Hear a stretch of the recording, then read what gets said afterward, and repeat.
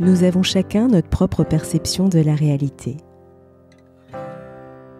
Il suffit parfois de faire un pas de côté pour faire évoluer le regard que nous portons sur nous-mêmes, sur les autres et sur le monde. C'est ce qui m'a conduit à créer le podcast Il y avait une fois. Je suis Sophie et je partage avec vous mes découvertes et mes rencontres pour mieux vous connaître, mieux vous comprendre et questionner votre point de vue. Si ces thématiques vous intéressent, je vous invite à vous abonner sur votre plateforme préférée. Saviez-vous qu'il existe des schémas familiaux vous poussant inconsciemment à répéter les comportements de vos ancêtres ? Or, votre famille peut être un terreau fertile pour une profonde transformation de votre histoire personnelle.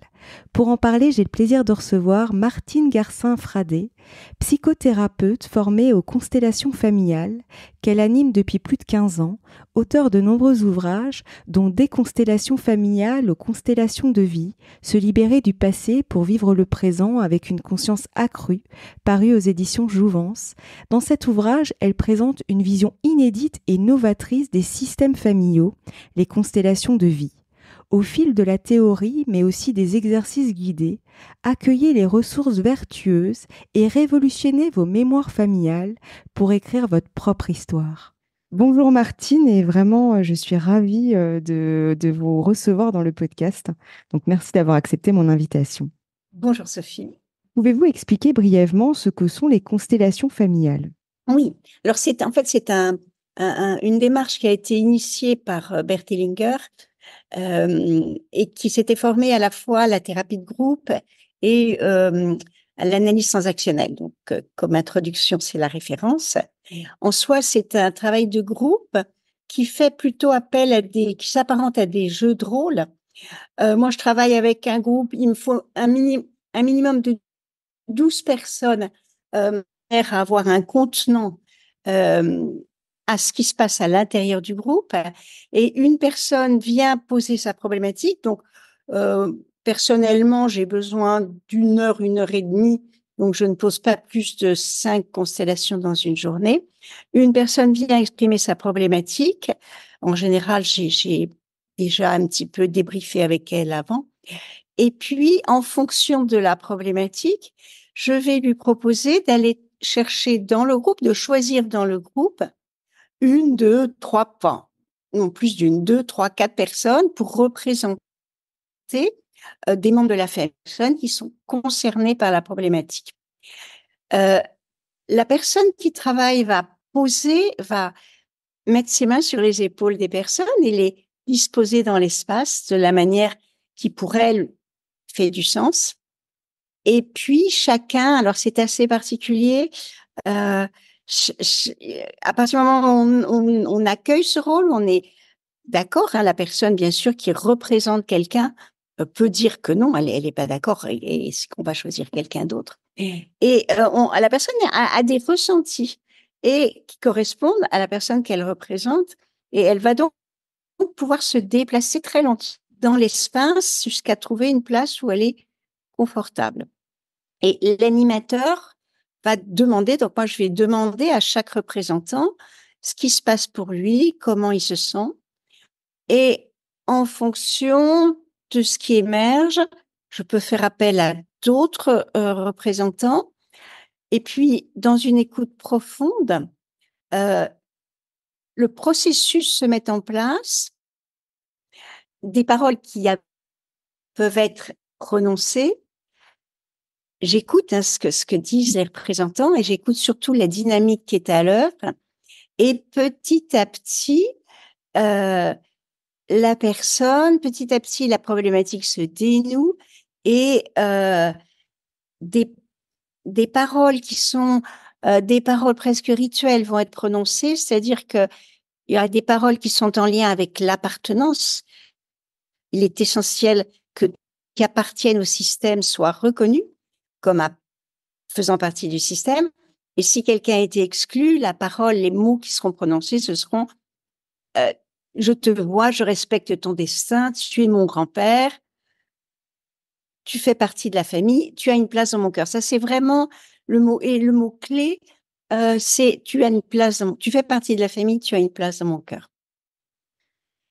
Et puis, Donc, au départ, ce sont les représentants qui prononcent ces paroles-là.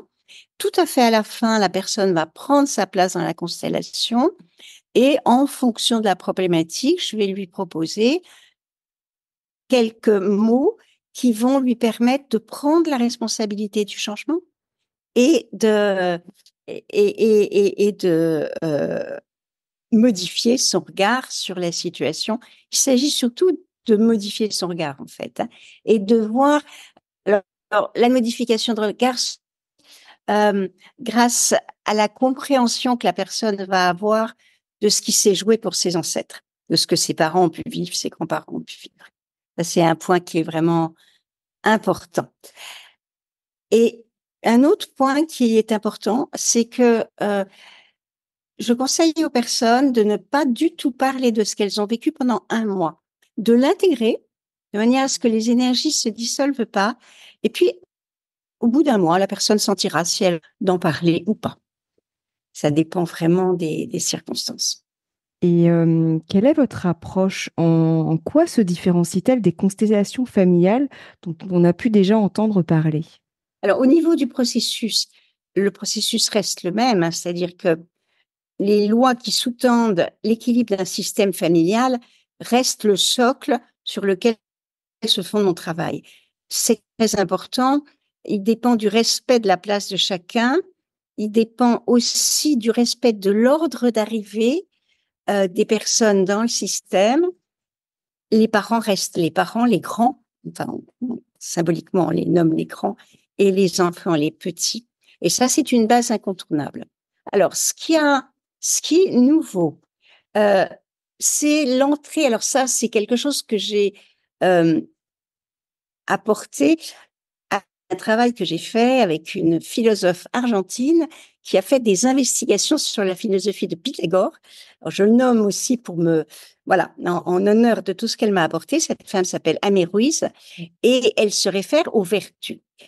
Les vertus qui sont des valeurs essentielles, hein, c'est pas tout à fait sont vraiment des valeurs essentielles qui relient la terre au ciel et qui nous mettent sur un plan unifié de conscience.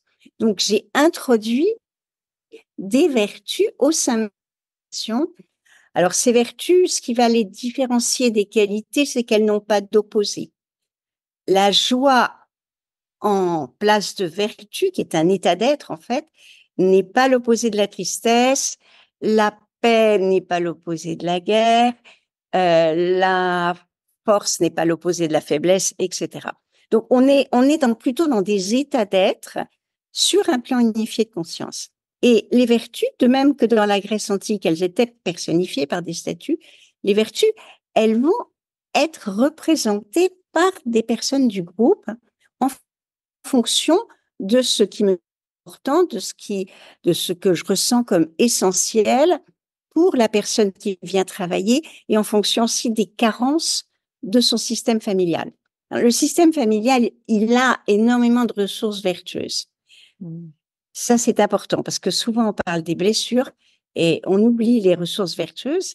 Donc, on va s'appuyer sur les ressources vertueuses du système, mais on va aussi faire appel à une ou deux ou trois vertus qui sont un soutien pour la personne.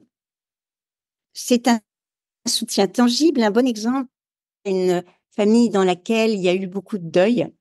Et souvent, dans ces familles-là, on sourit, on rit beaucoup, mais c'est pas tout à fait. On sent que derrière, il y a autre chose.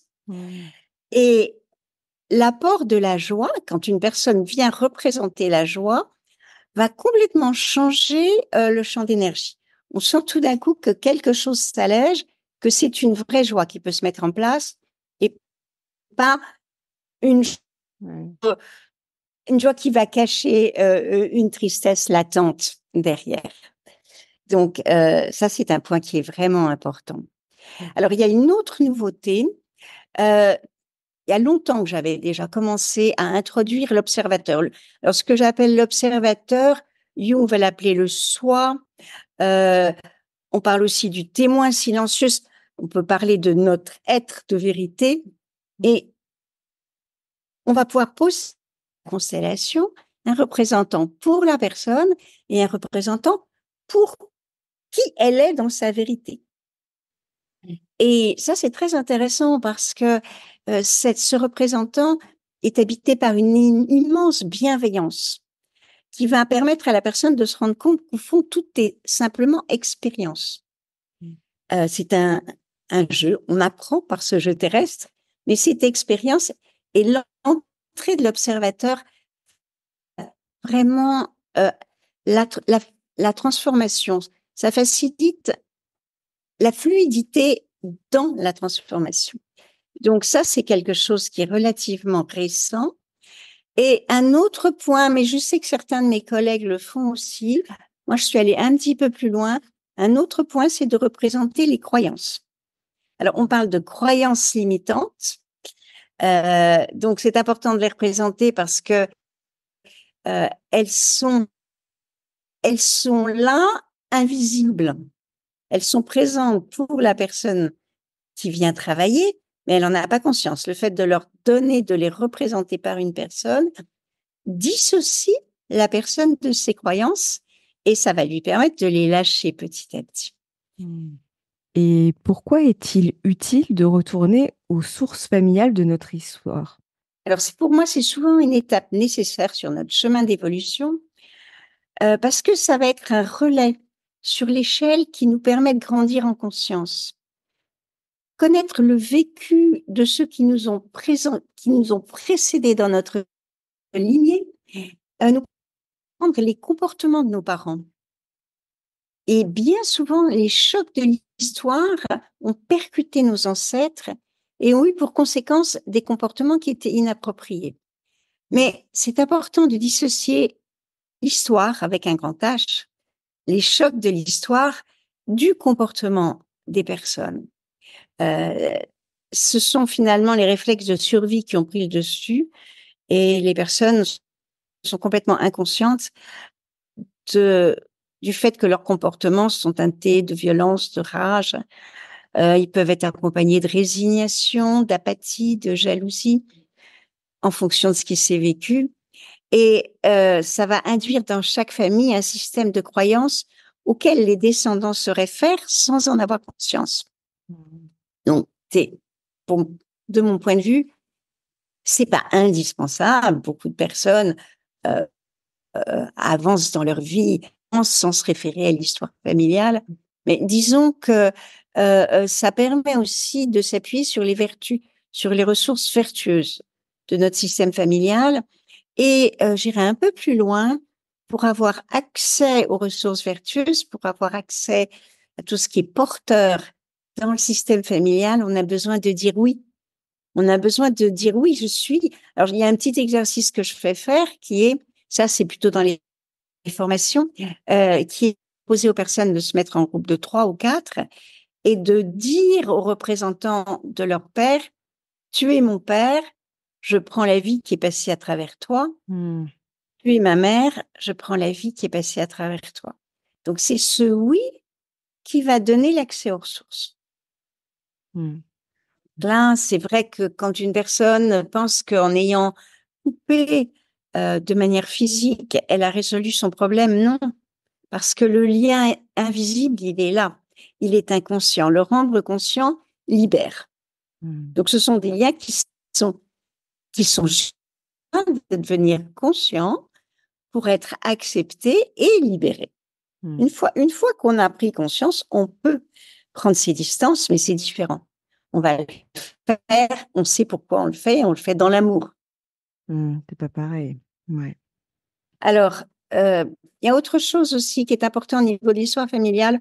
Je reviens sur les croyances. C'est les croyances qui se sont mises en place parce qu'elles ont été favorables, en fait, parce qu'elles ont permis la survie à nos ascendants. Si je prends mon exemple, j'ai un grand-père qui a survécu à la guerre de 14. Il est revenu avec un bras en moins et une jambe très abîmée. Il a fondé une entreprise, il a eu 5 enfants. Et dans la famille de ma mère, la devise, c'est marche ou crève. Alors, on n'a pas le droit de se plaindre, hein, c'est clair. Par contre, cet homme a avancé et il a montré à ses enfants que il n'y a pas de victime quelque part. Il s'est jamais comporté en victime. Donc, c'est une ressource. Pour moi, c'est une ressource énorme. Ouais. Donc, de voir que derrière qui est parfois perçu comme difficile à vivre, parce qu'on n'a pas le droit de se plaindre, Hmm. il y a une vertu, il y a une force, c'est surtout une force de vie qui va nous pousser en avant. Hmm. Donc, c'est vraiment, et il y a d'autres croyances, une posture de victime, hein, des croyances comme ah, tu voudrais faire ce métier, mais ma pauvre fille, c'est pas pour toi, c'est pas pour nous. Et de la même manière, moi, je l'ai souvent rencontré dans des situations d'immigration, en fait. J'habite à la montagne en Haute-Savoie, il y a pas mal d'immigration, il y a eu pas mal d'immigration depuis l'Italie. Et c'était difficile. Les grands-parents, parents ont été très dévalorisés, les papiers pour leurs parents. Et on voit beaucoup de ces situations on se fait discret, on reste en retrait, c'est pas pour nous. Mais derrière, il y a vraiment une grande force. Donc c'est cette force dont on va prendre conscience et sur laquelle on va pouvoir s'appuyer. Et qu'aviez-vous envie de transmettre à travers votre ouvrage des constellations familiales aux constellations de vie, paru aux éditions Jouvence? Alors déjà, j'aimerais proposer au lecteur de regarder son histoire familiale euh, d'une manière peut-être un petit peu différente, en se reliant aux forces de vie dont il a grâce à cette histoire familiale. L'important, ça va être de se focaliser, de s'appuyer sur les ressources vertueuses du système. Et comme je vous l'ai dit tout à l'heure, hein, ces énergies vertueuses, ces énergies que sont les vertus, elles relient la terre au ciel. Ce sont vraiment comme on peut voir comme des rayons, hein, avec différentes vertus, la force, la patience, la paix, elles sont innombrables, mais qui nous relient à l'unité. On peut dire que chaque vertu est une déclinaison de l'amour. L'amour va se décliner de plein de manières différentes, et ces différentes déclinaisons, on peut les appeler les vertus. Donc ça, c'est un point vraiment important qui permet de s'unifier, en fait, qui permet de se mettre de se mettre en paix avec soi-même et en paix avec son histoire. C'est important aussi de voir que, alors les vertus, on peut les appeler, ça c'est quelque chose que, oui, je souhaite transmettre au lecteur. On peut les appeler, selon Améruise et selon Pythagore, les vertus ne restent dans notre troisième dimension que 24 heures. Donc on peut très bien le soir, en fonction d'un rendez-vous, par exemple, qui va avoir lieu, faire appel pour le moment de ce rendez-vous, de manière très précise intérieurement, une vertu, par exemple la fermeté. La fermeté est une vertu. Elle est bienveillante, la fermeté. Par contre, elle a pour objectif de faire en sorte qu'aucun dommage ne soit causé, ni ne soit causé à autrui. Donc, admettons un rendez-vous professionnel qui est un peu délicat, on peut faire appel à la fermeté et vraiment sentir que cette énergie est là pour le temps de ce rendez-vous. Et petit à petit, plus on fait appel à ces énergies, plus elles nous habitent au quotidien. Donc les constellations vont être l'occasion d'expérimenter. En fait, c'est peut-être le plus important. C'est l'occasion d'expérimenter ces vertus, de sentir l'énergie, et vraiment tout le groupe la sent, de manière à se les approprier et à s'approprier celles dont on a le plus besoin. Celles qui nous manquent le plus, on va dire. Alors, autre chose, un autre point important que je souhaite transmettre, on retourne aux croyances, c'est que derrière les croyances se cachent souvent des trésors. Dans mon livre, je donne l'exemple de Flore. Son arrière-grand-mère a quitté la Russie quand elle était toute petite avec ses parents en 1917. On n'a plus jamais beaucoup parlé de la Russie parce que l'expérience était traumatisante. Par contre, ce qui s'est mis en place, c'est que la fuite a été très solide, très utilisé, on va dire que les personnes de la famille avaient souvent la fuite parce que la croyance qui s'était installée, la croyance inconsciente, c'était pour survivre, il faut fuir. La fuite garantit la survie. Du coup, il y a eu même des fugues dans cette famille. Alors, on va revenir sur cette croyance et on va s'apercevoir que derrière la fuite, il y a eu l'amour, il y a eu le courage, il y a eu au-delà de la survie. Alors, il faut bien voir que pour qu'une croyance descende les lignées, qu'une croyance puisse arriver jusqu'à la 3e, 4e génération, c'est qu'elle a été portée par une émotion. Donc, l'émotion est forte. Et là, l'émotion, c'est l'amour. C'est pas seulement la survie, c'est un instinct, mais l'émotion, c'est l'amour et c'est le désir de proposer à son enfant, qui est encore tout jeune, un que celui qui se profile. Donc, derrière la croyance, on va aller chercher la ressource, le courage, parce qu'il fallait un sacré courage pour partir, et aussi la prudence. En l'occurrence, dans cet exemple-là, le courage va avoir pour binôme la prudence, qui est aussi une vertu. Et si le courage n'est pas associé à la prudence, il n'est plus vertueux parce que une prise de risque inutile va modifier l'énergie, en fait. Donc là, il s'agit vraiment, mais cette personne, qui est une jeune fille que j'ai vue, a vraiment compris combien elle pouvait, sa ténacité, c'est une personne très tenace, sa ténacité était associée au courage et avait besoin de se nourrir de la prudence. Dans la constellation, on va introduire la prudence, tout en sachant que le courage est là. Et derrière toutes les croyances, quasiment toutes les croyances, on peut vraiment voir qu'il y a des ressources vertueuses. Il y a eu un mouvement de vie. Et il y a eu de l'amour, parce que sans amour, la vie ne peut pas se transmettre. Exactement. Et parmi les points que vous abordez dans votre ouvrage, que peut nous apporter l'entrée du pardon dans une constellation? Alors, l'entrée est très importante parce qu'elle unifie. Moi, je me réfère, j'ai pas mal travaillé avec Olivier Clerc, et je me réfère plutôt à la grille de lecture d'Olivier Clerc.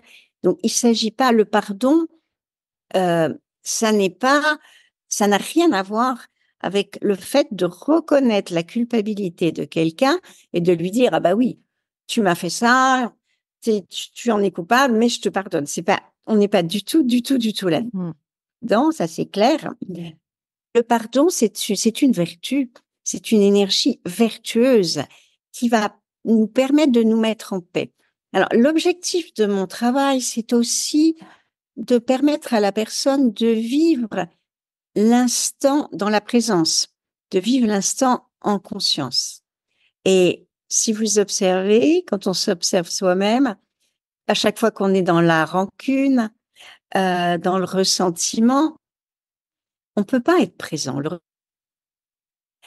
Donc, l'objectif, l'entrée du pardon, va permettre de quitter le ressentiment. C'est pas facile. On peut tenir à notre sentiment parce qu'il garde le lien. Il n'y a rien qui garde mieux le lien que le ressentiment. C'est de la colle bien puissante. Donc, on va avoir besoin d'empathie, de compréhension. Le pardon marche aussi avec la compréhension. De compréhension pour se mettre à la place de ce qu'a vécu l'autre personne et aussi pour ouvrir notre cœur. Ce que j'ai vraiment, moi, gardé de ce que Olivier Clerc a transmis et que je transmets à mon tour, c'est que à partir du moment où on reste dans un ressentiment, où on n'est pas dans le pardon, eh bien, notre cœur, il est fermé non seulement à la personne à laquelle s'adresse ce ressentiment, mais à toutes les autres personnes. Donc là, il s'agit d'ouvrir son cœur et d'inverser la situation, c'est-à-dire qu'on va pouvoir dire à la personne, parce que je me suis sentie blessée, je t'ai fermé mon cœur et je te demande pardon d'avoir fermé mon cœur parce que je suis blessée. Donc, on est dans une totale inversion. Donc, le pardon peut venir être représenté en tant que vertu au sein d'une constellation.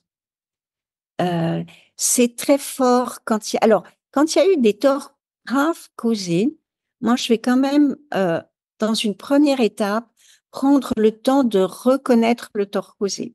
La personne a besoin d'être reconnue qu'elle a été à un moment donné.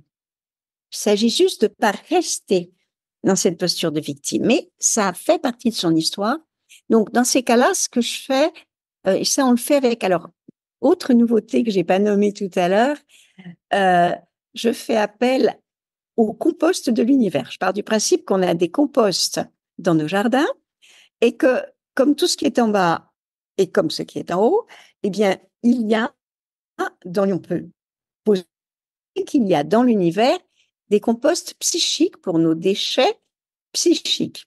Donc, on va utiliser ce que j'appelle des ballons subtils. Alors, on va ouvrir ses mains, appeler nos ballons subtils, toutes les personnes du groupe le font, pour la personne qui travaille, et demander, et la personne qui travaille aussi, bien sûr, et son représentant, et demander que toutes les mémoires en lien avec le tort causé et toute la responsabilité qui n'appartient pas, en l'occurrence, à la personne concernée, soit absorbée par les ballons subtils.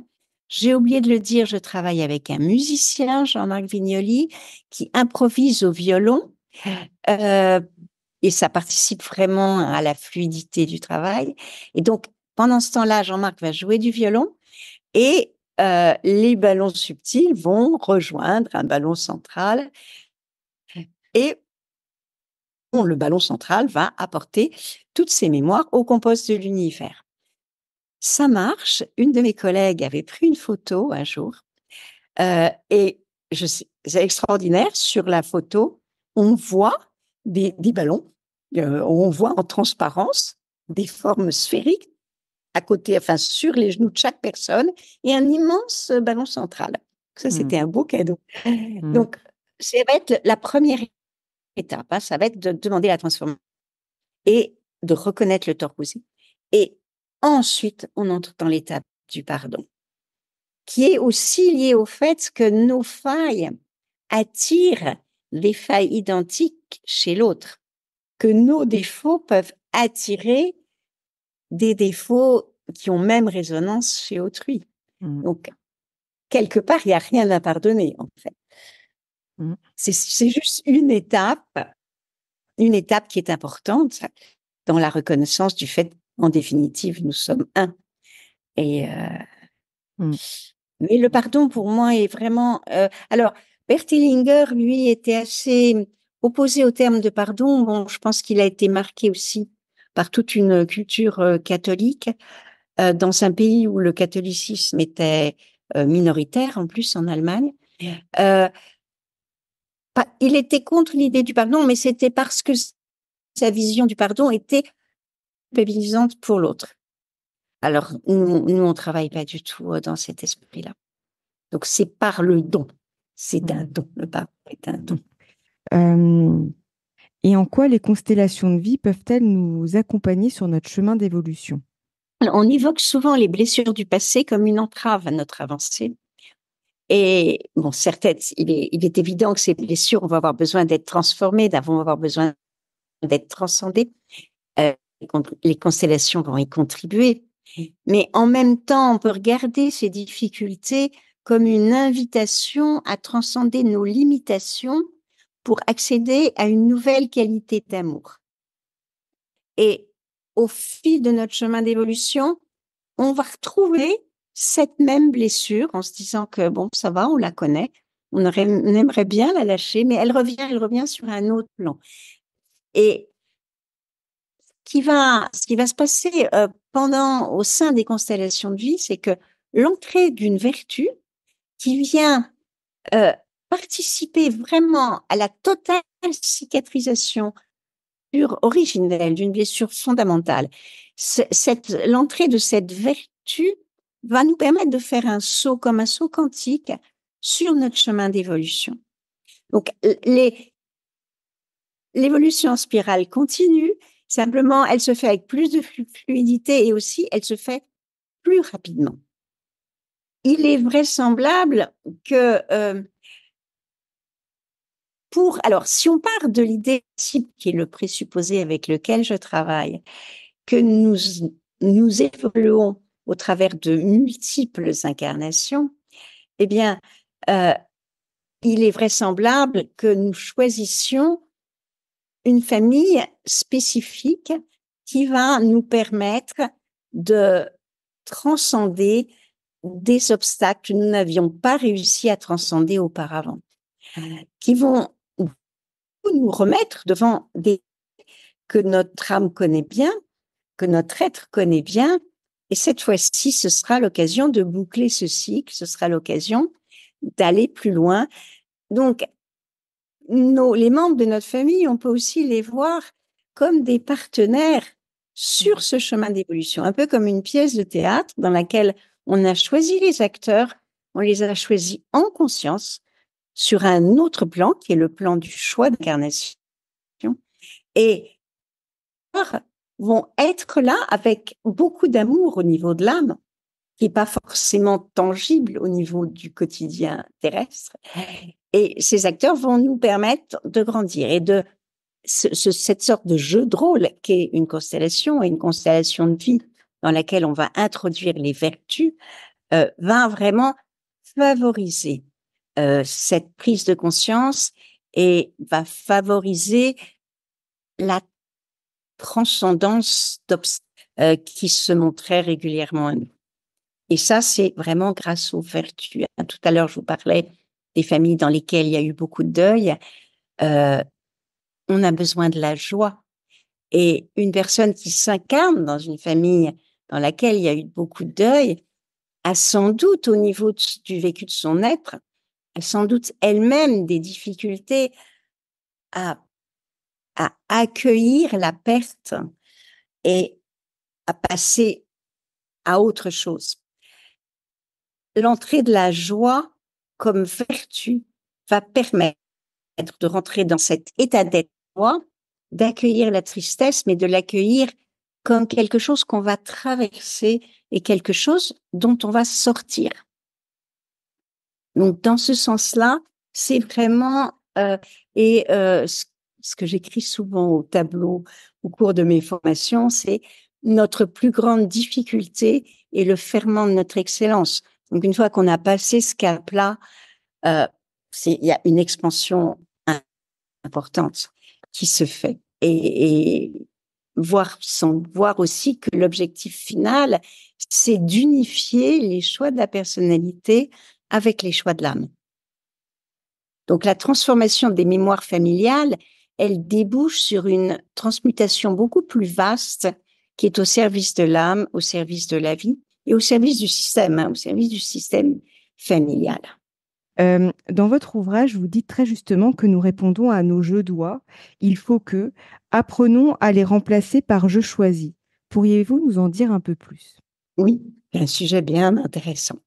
Il suffit d'écouter notre dialogue intérieur pour relever toutes les injonctions qu'il contient. Ce sont tous nos je dois, tous nos il faut. Et on peut constater que ces injonctions, elles sont très intimement liées au rôle que nous jouons et auquel nous nous identifions. Par exemple, si je suis une bonne mère, je dois veiller à ce que mes enfants aient bien fait leurs devoirs. Si je suis une bonne enfant, alors j'ai donné l'exemple dans mon livre d'une personne dont la maman était devenue, cette femme demandait à sa fille de venir la voir tous les jours et cette femme, la fille de cette femme habitait à une 30aine de kilomètres.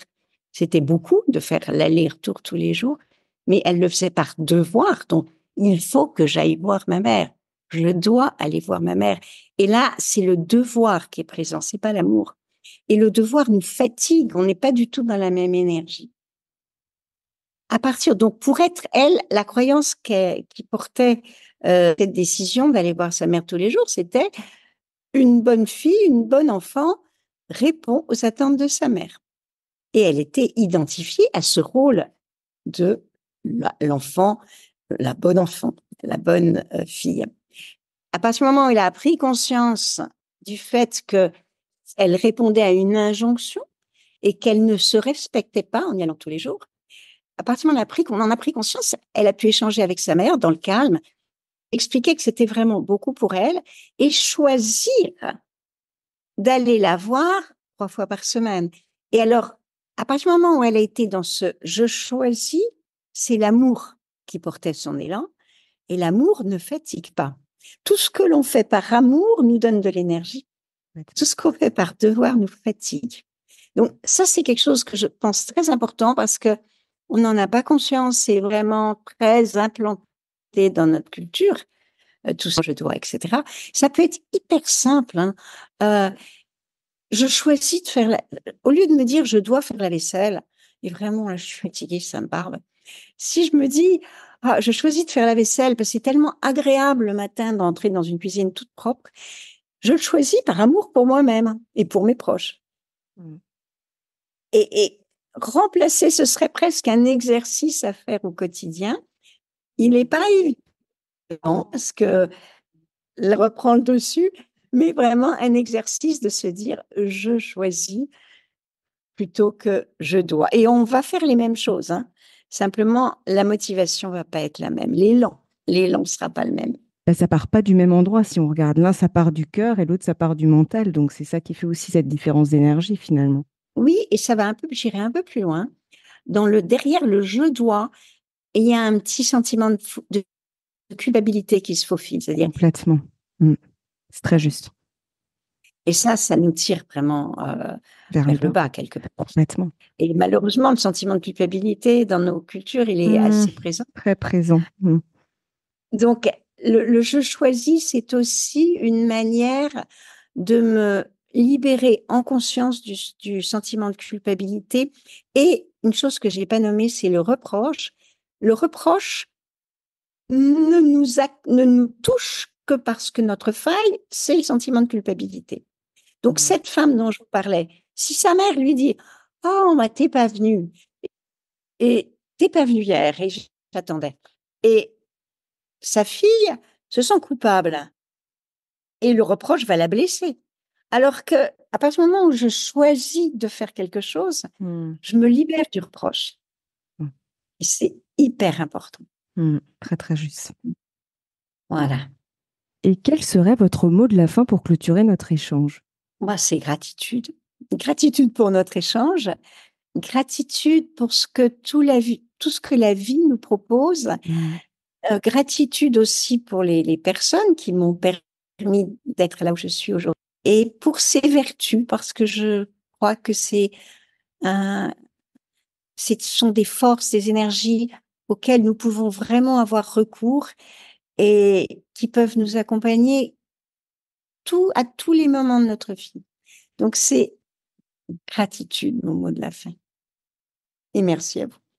Merci à vous pour notre échange et j'invite les auditeurs qui veulent justement aller plus loin à découvrir votre ouvrage Des constellations familiales aux constellations de vie, paru aux éditions Jouvence. Donc il y aura le lien sous ce podcast que j'ai trouvé vraiment très intéressant et très pédagogique aussi, très accessible. Donc vraiment un grand merci en tout cas pour ce partage et pour notre échange encore. Merci beaucoup. Merci à vous. Merci, c'était un plaisir. Si vous avez aimé cet épisode, n'hésitez pas à lui laisser 5 étoiles sur Apple Podcast ou un pouce sur YouTube.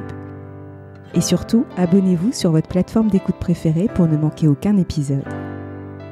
Je vous souhaite une très belle journée ou une très belle soirée et vous donne rendez-vous dans 2 semaines. À bientôt!